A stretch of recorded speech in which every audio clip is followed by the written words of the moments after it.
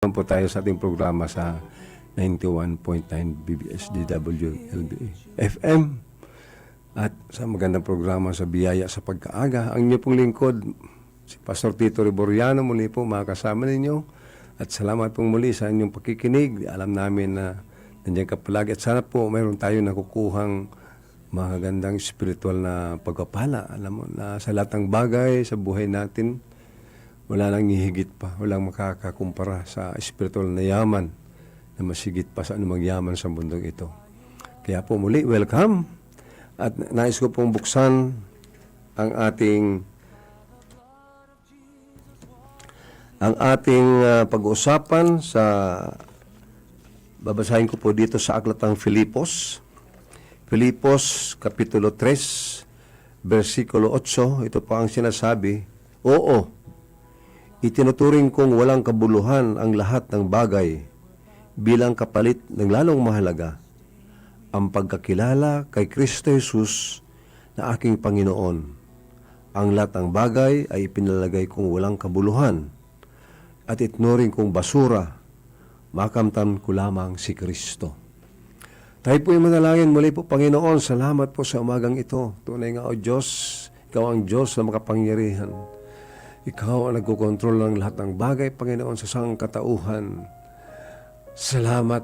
Wala po kaming may sabing muli, may balik sa iyo, kundi ang pasasalamat, pagpuri, at palaging, Panginoon, ay kami ay lubos na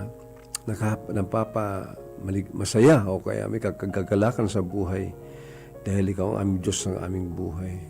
Tulungan mo kami, Panginoon, na sa umaga pong ito na maunawaan namin muli ang iyong salita, magibabaw sa aming buhay, pagyamanin namin, Panginoon, at lubos na hindi lang unawain, kundi isagawa.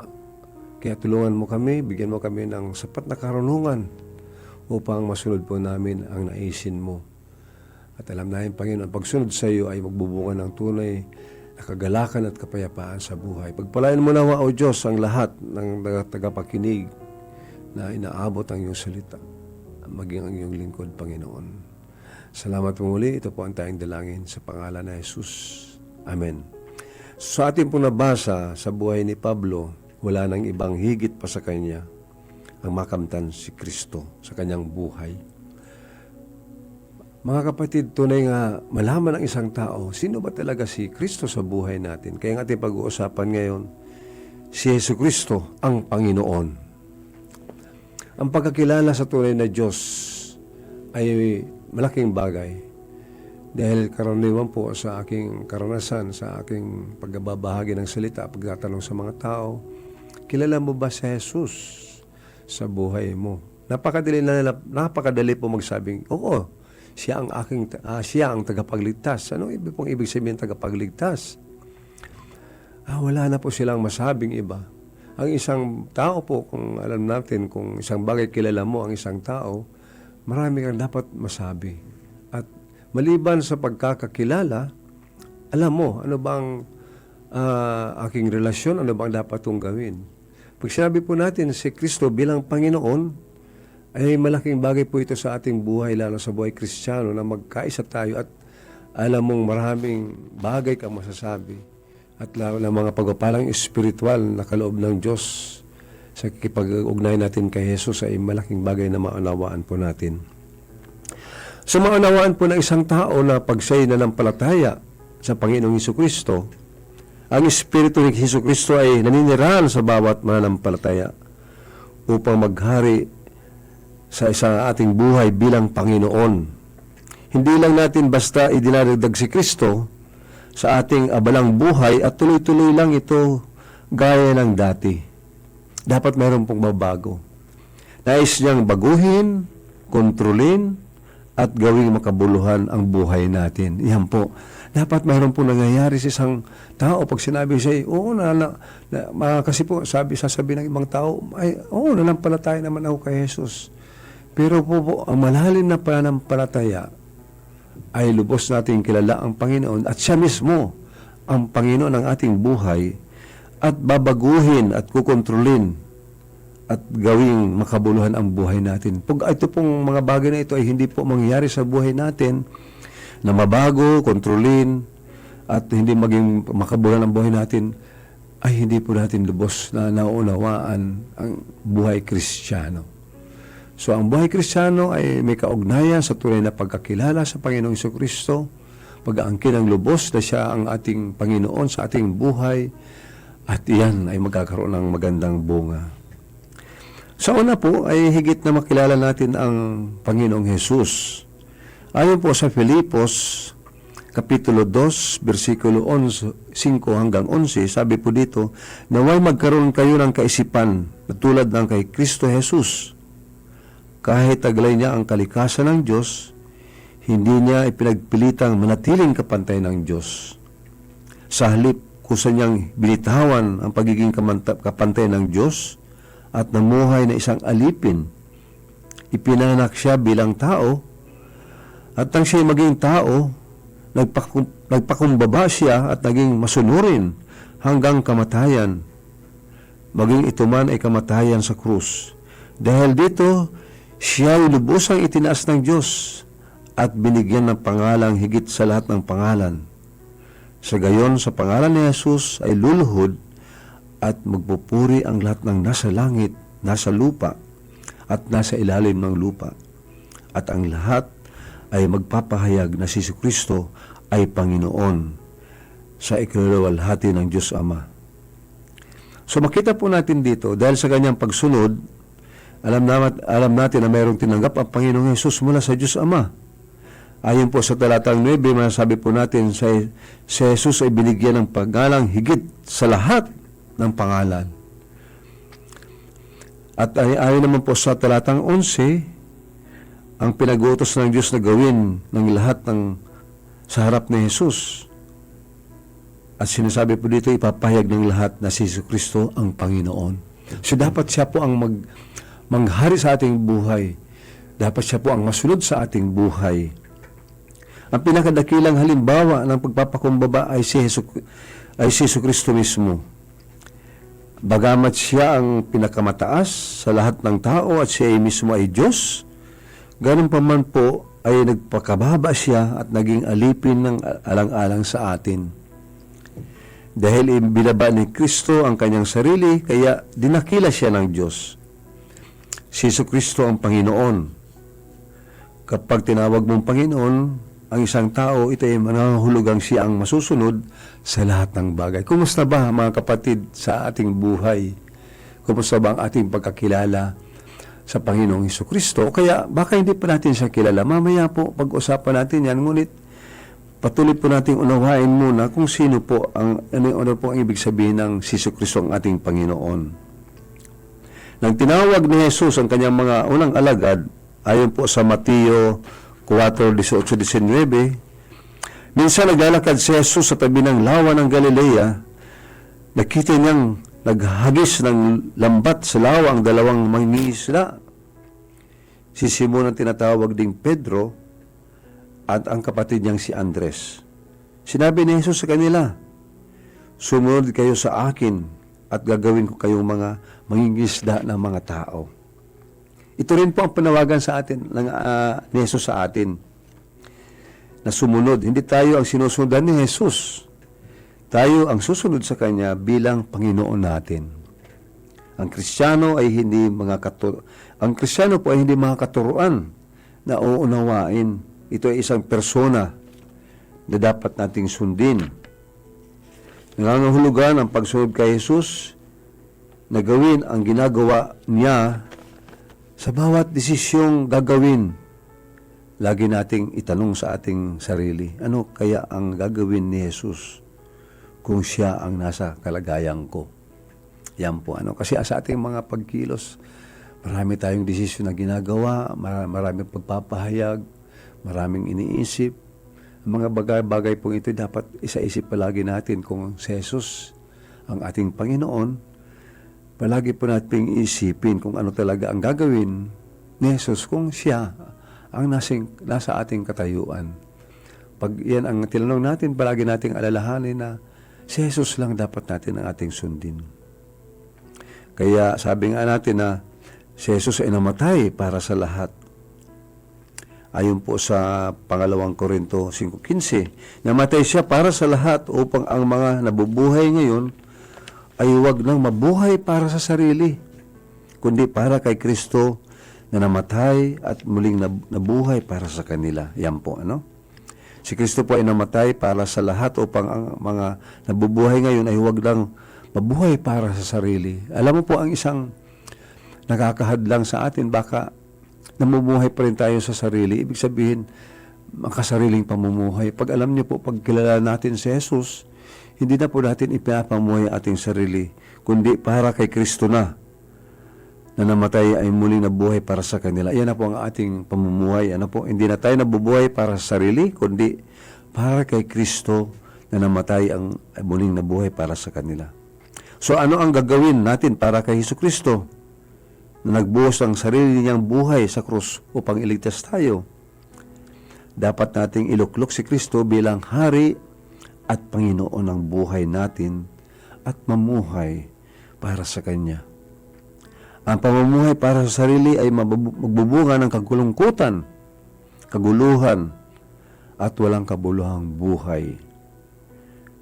Ngunit ang pamumuhay para kay Kristo ay magbubunga ng kapayapaan, tunay na kasiyahan, at buhay na may kabuluhan. Yan po, ano, napaganda malaman natin ang tunay nga buti ng Panginoon na nais niyang bigyan tayo ng makabuluhang buhay. Dapat tama lamang ang ating pagkikipagkakilala sa Kanya at pagkakaroon ng ating relasyon sa Kanya. Kaya nga sinasabi po sa Colossus 1:27, niloob ng Diyos na ihayag sa kanila kung gaano kadakila ang kamangamanghang hiwagang ito para sa mga hintil na walang iba kundi si Kristo na nasa inyo. Siya ang ating pag-asa na tayo'y makakabahagi sa kaluwalhatian ng Diyos. Yan po, malaman ng isang tao na pag inilagay ng Diyos ang Espiritu ng Kanyang anak na si Jesucristo sa bawat manampalataya, pumasok na si Jesus upang maghari sa ating buhay bilang Panginoon natin. Ang Espiritu ni Kristo na naninirahan sa atin ay kayang gawin sa atin ang mga bagay na hindi natin kayang gawin. Yan po ang kapangyarihan ng Diyos. Bigyan natin si Kristo ng kalayaan na gawin ang nais niya sa atin at maaari nating asahan ang magiging mas masagana at makabuluhan ang ating buhay. Kaya nga, kung titinan po natin si Pablo, bilang isang inspirasyon natin, marami siyang sinasabi. Sabi nga po sa Galatia 2:20, sabi po dito ni Pablo, kaya hindi na ako nabubuhay ngayon, kundi si Kristo na ang nabubuhay sa akin. Ang tunay ang buhay ko ngayon ang buhay ko ngayon sa katawan ay ikinabubuhay ko sa pamamagitan ng pananampalataya sa anak ng Diyos na nagmahal sa akin at naghandog ng kanyang sarili para sa akin. Pinagyaman ni Pablo po ito sa kanyang buhay. Inilalaman po dito ni Pablo na ang buhay Kristiyano, sabi niya dito, hindi na ako ang nabubuhay, kundi si Kristo na ang nabubuhay sa akin. So ang buhay Kristiyano ay isang buhay na pinagpalit.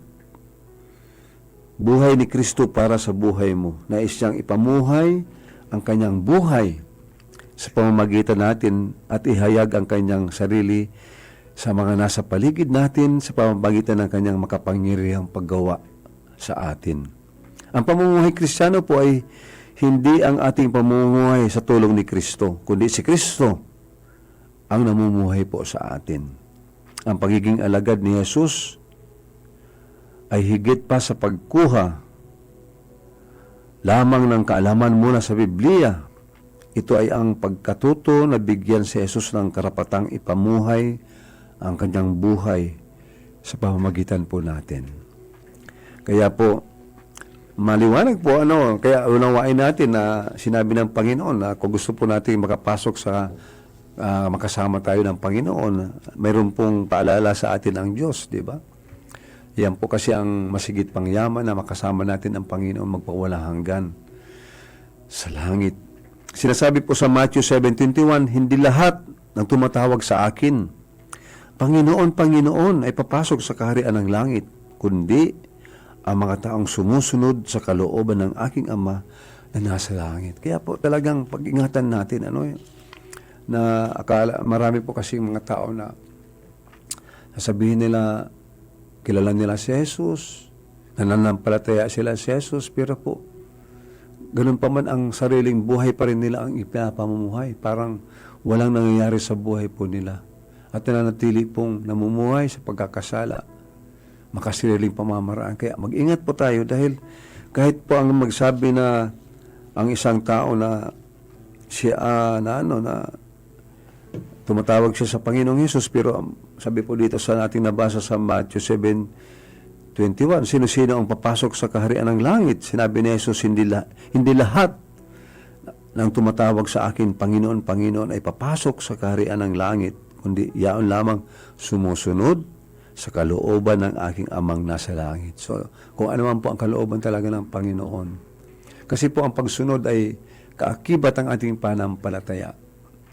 Hindi po ibig sabihin na nanampalataya tayo, pero hindi tayo sumusunod. Kasama po yung pagsunod, o kaya tawag na obedience. At ano po ang susundin natin? Siyempre, ang anuman po ng kalooban ng Panginoon, yan po ang mahalaga. Hindi natin maaring tawaging Panginoon si Jesus kung ang ating sarili, ang ating sinusunod, at winawalang bahala natin ang kalooban ng Diyos. Ang tunay na tagasunod ay sumusunod sa kalooban ng Diyos sapagkat alam niya na ang kalooban ng Diyos ang pinakamagandang bagay na maaaring mangyari sa Kanya. Kaya po ang panawagan sa atin, ano ba ang ating gagawin sa ating sarili? Marami pong magpapaalala sa atin ang mga dapat nating gawin, ano na ang dapat nating mga isipin, ano ang dapat nating pagkilos. Alaman po natin ito'y maliwanag sa Kanyang salita.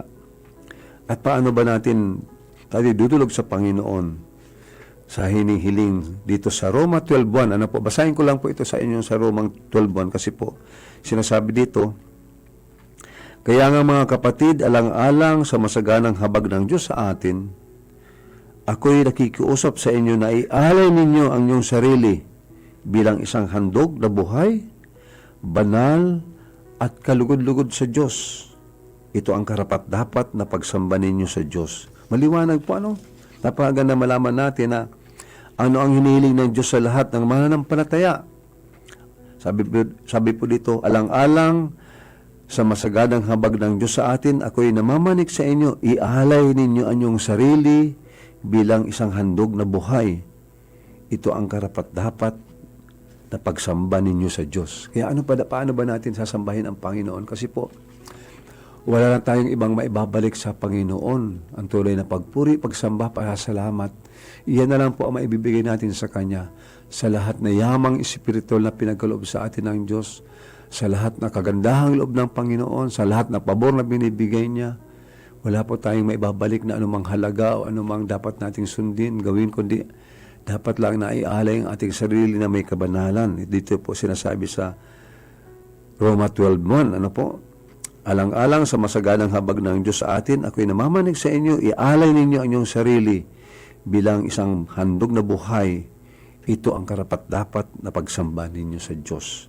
Hinihiling po ng Diyos na ialay natin ang ating sarili sa Kanyang dambana bilang mga haing buhay. At sa halip na mamatay sa dambana tulad ng mga hayop na inihandog sa panahon ng lumang tipan, hinihiling ng Diyos na mamuhay tayo para sa Kanya bilang mga haing buhay. Ang ibig sabihin nito ay hindi na sa atin ang buhay natin. Tayo ay pag-aari na ng Diyos. At araw-araw ay kailangan nating ialay sa Diyos ang ating buhay. Ang tunay na kahulugan ng pagsamba ay ang pag-aalay ng sarili sa Diyos. Ito ang natural na tugon na kahangahangang pag-ibig at habag ng Diyos sa atin. Inialay natin ang ating mga sarili sa Diyos, hindi dahil sa takot o tungkulin, kundi dahil siya'y iniibig natin. Yan po, ang pag-ibig natin sa Panginoon, ang pagsunod sa Panginoon. Sa pamagitan nito ay matutupad natin ang layunin ng Diyos para sa ating buhay at maranasan natin ang isang buhay na puno ng kahulugan. Napakaganda pong malaman natin na may kabuluhan ang buhay, may purpose, may layunin kung bakit tayo nabubuhay dito sa mundong ito. Kung bakit tayo nilalang ng Panginoon. Mayroon po ang Panginoon ng isang layunin para sa atin. Ang sundin natin siya at ayun po maging sunod sa kanyang kalooban at maluwalhati ang Diyos para sa ating buhay. Ayun naman po sa Roma,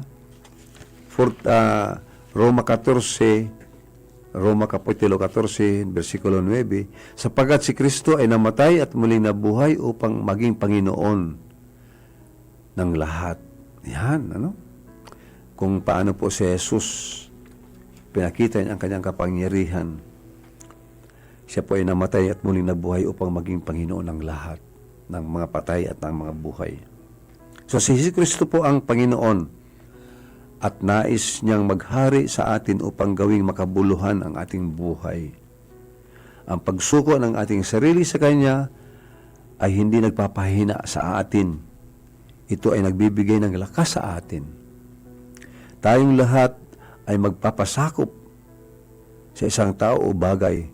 Kung hindi sa Panginoon Jesus, pwede tayo magpasakop tayo sa mga nais ng iba o sa pera, sa hinanakit, sa takot, o sa tukso ng dyablo. Kung hindi ka susuko kay Kristo, Jesus, ikaw ay susuko sa kaguluhan. Yan po. Kaya kung minsan, mahirap magpasakop sa ibang mga bagay. Lalo na yung pera, o sa ibang tao, o kaya namamayani sa ating takot, o mga tukso. Sa halip po, pag sinuko natin ang ating buhay kay Kristo, ito po ang tunay na paraan, tanging paraan lamang upang tayo magpasailalim sa kapangyarihan ng Diyos. Lahat ng ito po ay ang pagsuko kay Kristo ang tanging paraan. Lahat ng ibang pangdaan ay humahantong sa kabiguan at pagkawasak ng sarili. Ang mga sandaling makapagpapakita ka ng tunay na karunungan ay ang mga sandaling sumang-ayon ka kay Jesucristo. Kaya't ibigay mo ang lahat-lahat sa Panginoong Hesus. Ang mga pinagsisihan mo sa nakaraan, mga problema mo sa kasalukuyan, mga ambisyon mo sa hinaharap, ang mga takot mo, kahinaan, kinagawian at hinanakit, alisin mo ang iyong kamay sa manibela at hayaan ang Panginoong Hesus ang magpatakbo ng iyong buhay. Siya po ang maging driver ng ating buhay. Huwag kang matakot. Ang tunay na buhay ay nagsisimula sa pagbibigay mo ng iyong sarili kay Kristo. Nais siyang gawing makabuluhan ang buhay mo. Kaya mga kapatid, kung hindi mo pa naranasan mga bagay na ito, hindi po malubos nakikilala ang Panginoong Hesus, dapat kang lumapit sa Kanya. Alam mo, sinabi ng Panginoon, lumapit kayo sa lahat ng papagal at nabibigatan ng budhi at ako'y papagaanin niya. Mga kapatid, nais ng Diyos na maging mapayapa ang ating buhay. Lumapit tayo sa Kanya na may pagpakumbaba. Maniwala tayo na si Jesus ay namatay, muling nabuhay, inilibing, muling nabuhay at uminakit sa langit at muling babalik. Ang pagtunay na pananampalataya po ay aminin natin na tayo nagkasala at hingin natin ang kapatawaran sa Diyos. Lumapit tayo sa Kanya dahil alam natin na lubos, sabi ng Panginoon sa Juan 1:9, kung ipapahig natin ang ating mga kasalanan, tunay ngang lilinisin tayo at papatawarin tayo ng Panginoon at tayo mag-uumpisa. Kaya nga, sinasabi nga po sa 2 Corinthians 5:17, sabi nga, tayo ay kaya nga't kung nakipag-isa na kay Kristo ang isang tao, isa na siyang bagong nilalang, wala na ang dati niyang pagkatao. Sa halip ito'y napalitan na ng bago. So nagbabago po ang buhay ng isang taong isinusuko ang ating buhay para kay Jesus. Maniwala tayo sa mabuting balita, manampalataya tayo sa Panginoon bilang siyang tagapagligtas. At kung tunay ang ating panampalataya, hihingi tayo ng kapatawaran, tayo magpapakumbaba, tunay nga ang Diyos ay kikilos sa ating buhay. Patuloy po tayong magbasa ng kanyang salita, ang Biblia. Napakahirap kung ang isang tao sasabihin na siya'y Kristiyano pero hindi man lang nagbabasa ng salita niya. Dapat natin pong lubusin kasi po ang lubos nating maunawaan, makikilalang lubos ang Diyos sa pamagitan ng kanyang salita. Wala pong iba kundi ang Biblia. Kaya po huwag kaligtaan palagi magbasa at manalangin. At kung nais niyo po na mag-aral ng salita ng Diyos, maghanap po kayo ng mga simbahan na si Jesus ang pinaniniwalaan. Ano po yung ibig sabihin na mga born-again Christian churches na ang kanila pong doktrina ay ang kaligtasan po ay sa pamamagitan lang ng pananampalataya kay Jesucristo sa biyaya lang. Ibig nga sabihin ang isang tao ay naliligtas sa pamamagitan ni Jesus, sa pamamagitan ng pananampalataya at sa biyaya lamang at wala nang iba. Kaya muli, kapatid, salamat po muli sa ating pagsasama-sama sa umaga pong ito.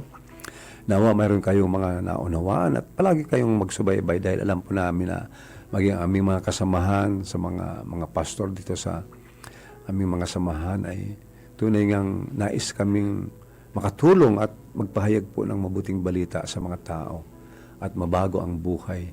Lalo na po sa kapanahonan na sabi nga natin muling babalik si Jesus, dapat maranasan natin lubos ang biyaya ng Panginoon. Salamat po muli at nais ko pong magtapos sa isang panalangin. Panginoon, muli po salamat sa pagkakataong ito. Pagpalain mo nawa, O Diyos, ang mga patuloy na nakikinig sa programang ito. Panginoon, tunay nga na maangkin namin ng lubos, kadakilaan, kapangyarihan mo, ang iyong salita. Salamat, Panginoon, sa mga taong ginagamit mo, Panginoon, sa programang ito, sa aming sponsor si Ma'am Lalaine Villaperte Abonal, sa kanyang puso na patuloy na pinataguyod ang programang ito sa aming mga kasamahan dito sa radyo, sa technical side po si Stephen po. Salamat po sa kanyang buhay. Panginoon, sa lahat na bumubuo ng istasyong ito. At sa lahat-lahat, Panginoon, nakikinig sa inyong mga lingkod na patuloy, Panginoon. Tunay nga, O Diyos, wala po kami ibang aasahan, kundi sa dakilang mong kapangyarihan. Pagpalain mo nawa, bless us, O God, sa yung pagpapala, Panginoon. Hindi nagkulang. Salamat sa iyong dakilang mong pag-ibig. Purihin ka, dakilain ka. Salamat po. Ito po ang tayong dalangin sa pangalan ng Panginoong Hesukristo. Amen and amen.